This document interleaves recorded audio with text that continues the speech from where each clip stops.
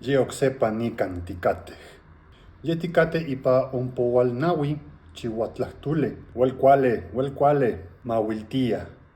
Mawiltía, el verbo mawiltía, que significa jugar, divertirse, pasar el tiempo. Vamos a conjugarlo ashkan kayotika, en tiempo presente. Ni mawiltía, timawiltía,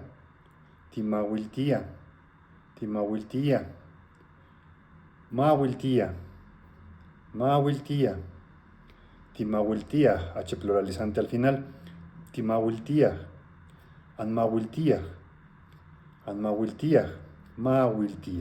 mawiltía. Awinashkan tlahtolpamit ipan mictlan itlayowalu, ika intescawan mawiltía incocune. En la oscuridad del Mictlán, los niños juegan con sus espejos. No toca tote que escalante, satepatitotasque y panoxe video.